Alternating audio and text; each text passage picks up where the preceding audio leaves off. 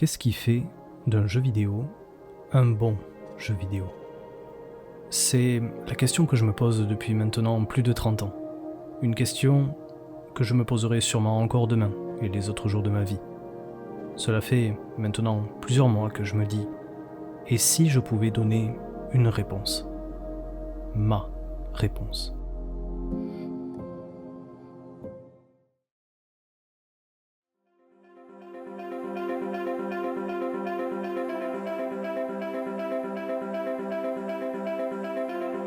Nous sommes en 1996 et je reçois ma première console de jeu, une PlayStation. L'élément déclencheur qui me donnera le goût et la passion d'un monde qui m'était alors encore inconnu. Ce même goût et cette même passion qui, des années après, en ont fait mon métier. Journaliste, chroniqueur, streamer, ancien joueur e-sport semi-pro, en passant de consolefun.fr à jeuxvideo.com et de jeuxvideostream.com à IGN, j'ai compris qu'avec le temps et l'expérience, les avis, nos avis, objectifs comme subjectifs, sont essentiels à la construction de cette réponse. J'ai eu la chance de naître non pas aux prémices du jeu vidéo, mais lors d'une ère où chaque jeu qui sortait était une référence dans leur genre, et allait devenir indubitablement le game-like de ce dernier. Une décennie où chaque jeu ne ressemblait à aucun autre.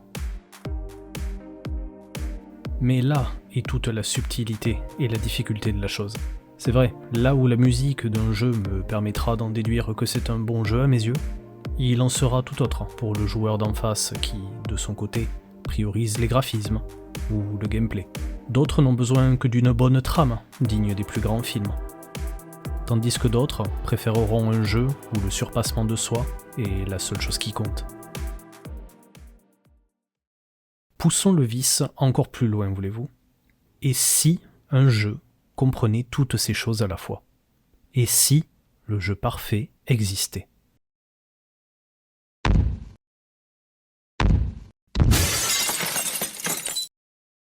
Brisons le mythe rapidement. Non. Le jeu parfait n'existe pas.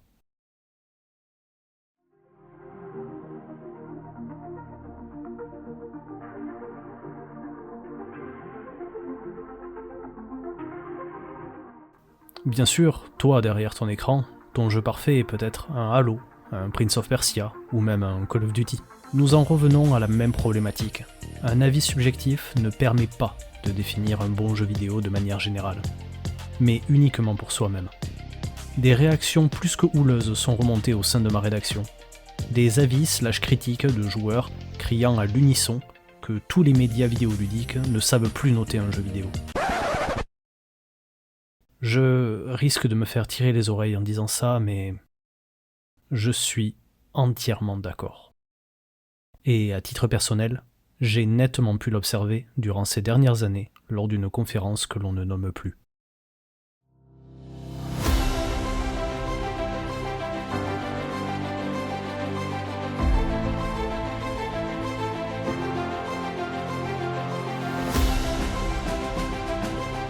La cérémonie des Game Awards, depuis la triste disparition de l'E3, est devenue la plus grande conférence attendue en termes de reveal, world premiere et d'attribution de récompenses. Chaque année, une vingtaine de prix sont décernés aux meilleurs jeux selon les catégories, allant du meilleur jeu indépendant à celui de la meilleure bande-son. Mais c'est lors de la remise des prix de l'édition 2024 que j'ai compris que le gouffre représentant l'incompréhension qu'il y avait entre les joueurs et la presse allait devenir un problème qui ne pourrait pas être résolu. 2024 fut considéré par bon nombre comme l'une des années les plus tristes en termes de jeux vidéo. Peu de sorties, et hormis quelques rares jeux se comptant sur les doigts d'une main, aucun ne sortait vraiment du lot. Aucun ne nous faisait dire « Tiens, celui-là apporte quelque chose de vraiment nouveau » ou encore « En voici un qui révolutionne le genre ». Astro Bot fut le vainqueur de cette cérémonie 2024. Hué par beaucoup, vu comme un simple jeu de plateforme, il n'avait simplement pas la carrure pour porter le titre de meilleur jeu 2024. Moi le premier, le grand fan de RPG ou de Warhammer 40 000 que je suis, aurait soit mis une pièce sur Space Marine 2, soit sur Dragon's Dogma 2, qui, au passage, je trouve très sous-coté. Mais après réflexion, vous vous rappelez quand je disais qu'il y avait un gouffre d'incompréhension entre les joueurs et ceux qui notent les jeux ? Eh bien, je pense que c'est aussi ça que j'essaye de transmettre à travers cette vidéo. Outre cette ode que je déclare aux jeux vidéo depuis le début, j'ai décidé d'endosser ce rôle plus qu'ingrat, qui est celui du médiateur entre deux parties où les tensions ne cessent de croître année après année. Bien sûr, je ne m'attends guère à ce que l'opinion publique soit de mon côté, mais peut-être qu'il y en aura parmi vous, certains, qui comprendront le pourquoi du comment de cette démarche.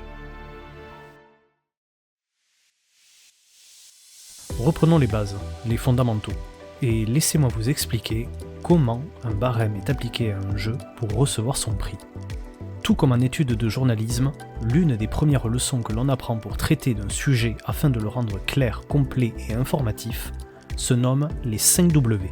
Who, qui veut dire qui est concerné, qui agit, qui est touché. What, quoi, que se passe-t-il. When, quand, à quel moment. Where, où, dans quel lieu. Why, pourquoi, pour quelle raison et dans quel contexte. Who, what, when, where, why. Eh bien, c'est à peu près le même mode opératoire pour classifier la qualité d'un jeu, mais en remplaçant ces 5 W par 5 autres points. Le premier point, qui est aussi le plus important à mes yeux, est qu'est-ce qu'il apporte réellement. J'entends par là l'apport de nouveautés. Le meilleur exemple pour illustrer ce point fut Baldur's Gate 3 en 2023. Les développeurs de chez Larian Studios nous ont littéralement apporté la possibilité de jouer à un JDR plateau devant notre propre écran. Alors, vous allez me dire, d'autres jeux l'ont déjà fait, et je vous répondrai, oui, vous avez raison. Mais était-il aussi poussé et accompli que ce dernier ? J'en doute fortement. En deuxième point, qui fait office de remplacement pour le numéro 1 dans certains cas, car avec le temps, des jeux qui sont vraiment novateurs, il y en a de moins en moins, et c'est normal. La plupart des jeux sont maintenant des inspirations d'eux, des likes d'autres jeux, tels que les Dota-like, les GTA-like, etc. Mais ce deuxième point fut entièrement mérité pour Elden Ring en 2022. Qui plus est, par le papa du genre des Die and Retry, que l'on nomme aussi Souls-like, le jeu de From Software, qui après avoir gagné le premier GOTY avec Sekiro en 2019, ne nous avait pas encore dit son dernier mot. L'ajout d'un monde ouvert sur un Souls, reprenant le principe de ce que l'on appelle chemin en étoile, ce qui signifie que vous commencez en son centre et que vous pouvez aller où vous chante, libre à vous ensuite de rebrousser chemin et de revenir plus tard, plus fort, pour progresser. Malgré un chemin distinct pour faire la trame principale, From Software a toujours eu le chic de réussir à nous faire perdre notre itinéraire principal en rendant certaines annexes bien plus intéressantes. Cela a été une idée si simple que personne n'y avait pensé. Pourtant, à essayer de faire des choses simples, on finit parfois par être récompensé. En troisième point, savoir remettre au goût du jour. Et pour illustrer ce point, je vais rester dans l'air du temps en vous parlant de Clair Obscur Expédition 33. Disons-le de suite, le petit jeu du studio montpelliérain a fait couler beaucoup d'encre. Et sa victoire aux nominations de 2025 est amplement méritée. Je ne pense pas trop me mouiller en vous disant que son atout le plus marquant reste ses musiques. Mais avoir eu le culot de remettre sur le devant de la scène l'emblématique gameplay au tour par tour dans un RPG et d'à nouveau démocratiser le genre, Clair Obscur a réussi à se faire entendre là où Persona, qui est son cousin le plus proche à mes yeux en termes de combat, s'y était essayé pendant 20 ans. Alors que le grand Naoki Yoshida, aka Yoshi-P, l'homme à qui nous devons dernièrement FF16 ou l'incroyable MMORPG FF14, soutenait que le tour par tour n'était plus en adéquation avec son temps, le studio Soundfall a tellement marqué les esprits que même les plus grands songent désormais à nouveau à produire de futurs RPG en tour par tour. Pour le quatrième point, l'équilibre. Il s'agit du point capable de déterminer la stabilité d'un jeu. Tient-il la route? Le rythme n'est-il pas en perte? L'avancée est-elle toujours palpitante après plus de 15 heures de jeu? Croyez-moi, vous pourrez rendre votre jeu aussi agréable possible avec un gameplay satisfaisant, des graphismes somptueux pour son époque.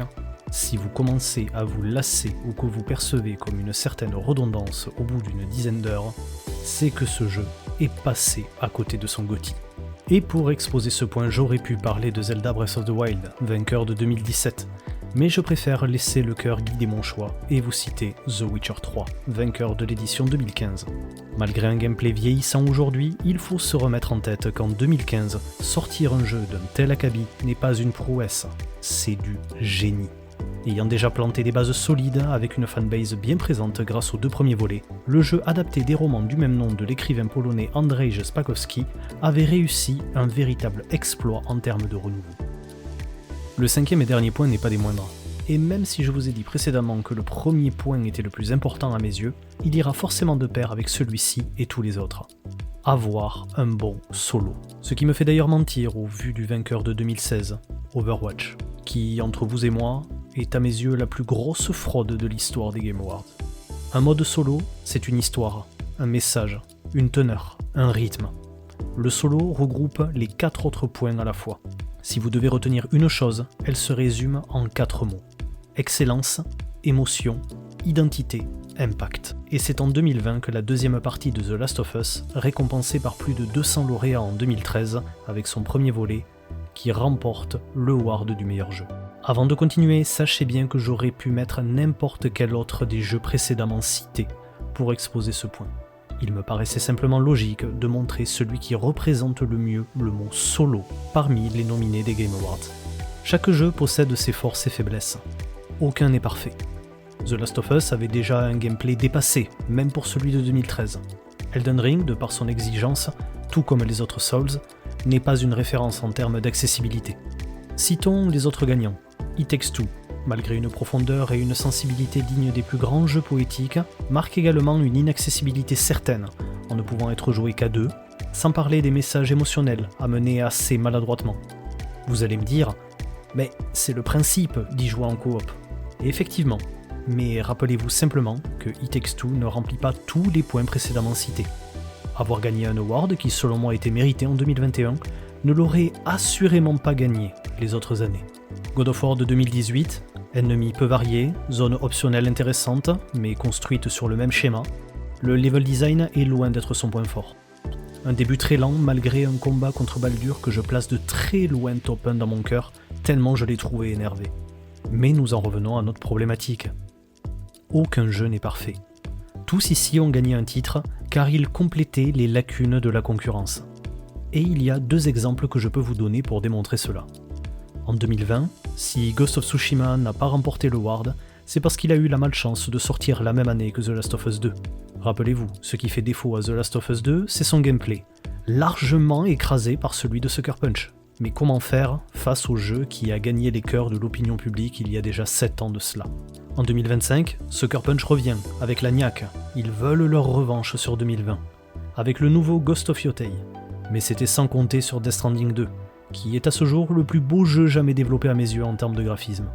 Que l'on aime ou pas les jeux de Hideo Kojima, que l'on soit déçu ou non par la suite des événements post-Metal Gear Solid, proposer un jeu avec des compositeurs de génie tels que Woodkid, un gameplay évolutif qui donne l'impression de vraiment progresser en termes d'exploration, que ce jeu soit catégorisé tel le livreur FedEx Simulator pour ceux qui ont pu tenir ne serait-ce qu'une petite heure au-dessus, ou comme le jeu avec l'une des histoires les plus complexes sorties du cerveau de génie d'Hideo Kojima, Death Stranding 2 ne pouvait être que top 2 en 2025. Mais nous y voilà. 2024. Cette énigme des awards. Astro Bot.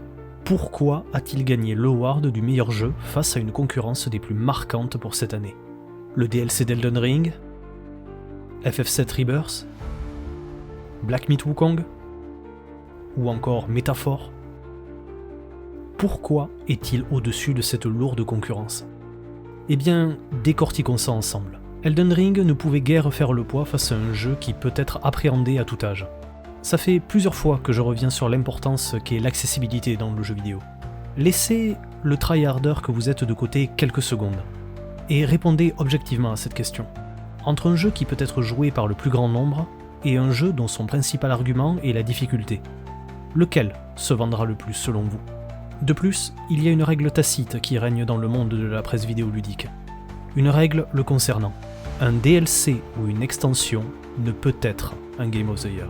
Pour ce qui est de Métaphore, une critique extrêmement positive avec une note de 94 sur Metacritic, c'est avant tout un JRPG long, avec parfois des affrontements bien plus exigeants, ce qui rejoint Elden Ring en termes d'accessibilité. Subjectivement, je le place bien devant Astro Bot. Mais commencez-vous à comprendre où je veux en venir? Black Myth Wukong, encore un die and retry, bien que plus facile que la concurrence, mais avec encore une pointe d'exigence. Malgré des graphismes splendides qui sont son principal argument, ce n'est pas ça qui le sauvera. De plus, lui donner le GOTY laisserait sous-entendre qu'il pourrait faire jeu égal avec les 2 autres du genre à avoir gagné l'award, Sekiro et Elden Ring. Et ça, soyons réalistes 2 secondes, c'est impossible. Voilà pourquoi Astrobot a gagné le War 2024. Voilà pourquoi cette concurrence si importante ne faisait pas le poids. Car Astrobot était le seul jeu à proposer la facilité qu'il n'avait pas. Cette concurrence s'est auto-sabotée. Alors attention, n'allez surtout pas croire que la morale à retenir de cette histoire serait qu'un jeu facile est meilleur qu'un jeu plus difficile. Ce serait complètement absurde. D'ailleurs, ce n'est pas la seule raison qui a fait qu'Astrobot soit le grand gagnant. Ce dernier a proposé un gameplay que les autres n'avaient pas exploré et l'a intégré de manière innovante. Une direction artistique cohérente et originale, plus mémorable car appuyée par ce message d'amour qu'il déclarait aux autres jeux des licences Sony. Et surtout, son message. When I thought about, why this game, gave people joy and smiles on their faces, I think it came down to the people every day making the game and doing exactly that. I think, when I think of the team, it's the amount of generosity they gave. They put the user first always, never thought about any calculation. It was just about the kids, especially, because we had this huge privilege to be potentially the first game to be in the hands of children, and we know what it means very much. So Team Asobi, really, from the bottom of our heart, well done and thank you so much. Now, thank you. Astrobot is full of 30 years of PlayStation history, and actually a lot of people in this room tonight gave their characters, their IP, without asking anything in return, just because they cared about celebrating 30 years. So to them as well, from the bottom of our heart, thank you so much. And then last and not least, and you want to stay for this one because I didn't plan to say it, but I'm going to say it anyway. Platformers, PlayStation 30 years, and we made a platformer, which is great. It's very nostalgic and fresh at the same time, but let's not forget that even before PlayStation, there were people making platformers. I remember I was a kid in 1989, Christmas, and I got a gray box. There was a game packed in. It was called Super Mario Brothers, and it was really, really great. So we are in Japan, we're in Tokyo, they are in Kyoto, but I want to pay tribute to the company who really put platformers and showed us innovation and quality consistently and inspired us to actually make the game that we made. So that's also, and I've managed not to mention them, have you noticed? But you all know who they are, and many other companies that have been inspired over the years, so that's really, really important. And we want to pay tribute to them tonight. So from the bottom of our heart, thank you so much. It's amazing, and we'll see you again. Thank you so much.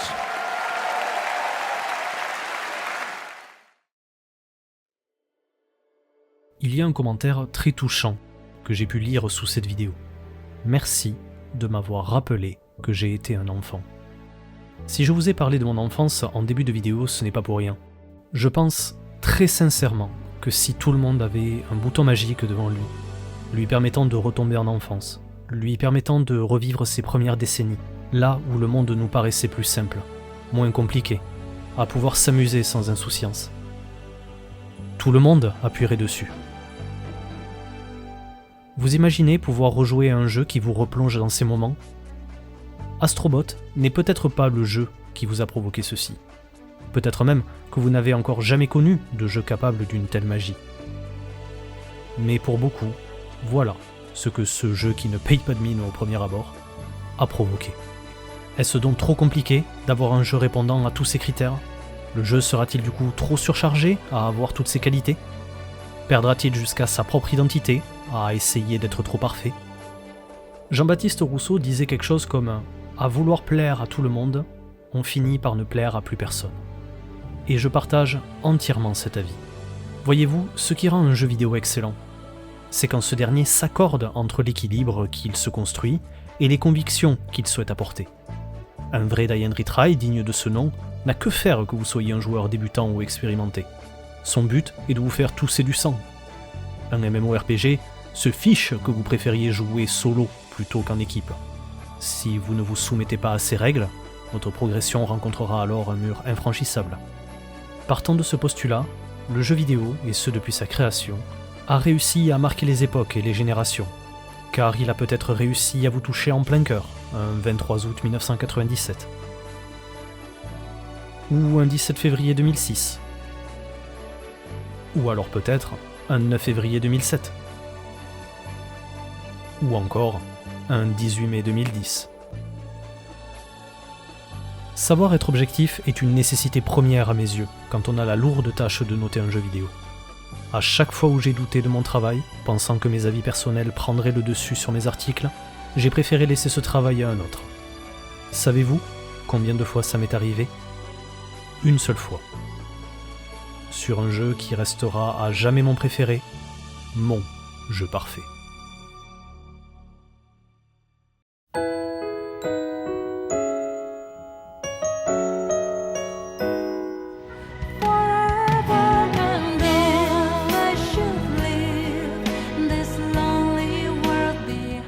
Final Fantasy est la licence qui m'a fait découvrir le genre RPG. Et il y a une citation qui fait mouche chez chaque fan de FF. Notre premier Final Fantasy est souvent notre préféré. Nous sommes en 1999, j'ai alors 7 ans, et je regarde pour la première fois quelqu'un jouer à FF9. Je tombe littéralement amoureux de cette patte graphique et de ses couleurs, me rappelant les films de Miyazaki. Je tombe également sous le charme des combats au tour par tour. C'est comme ça que j'ai été piqué par l'amour des jeux vidéo. Chaque année, je me le refais au moins une fois dans mon coin. Et chaque année, je retombe en enfance. C'est une sensation que je souhaite à tout le monde de connaître au moins une fois dans sa vie. Du moment où on aime les jeux vidéo. Et si au final c'était ça, le jeu parfait ?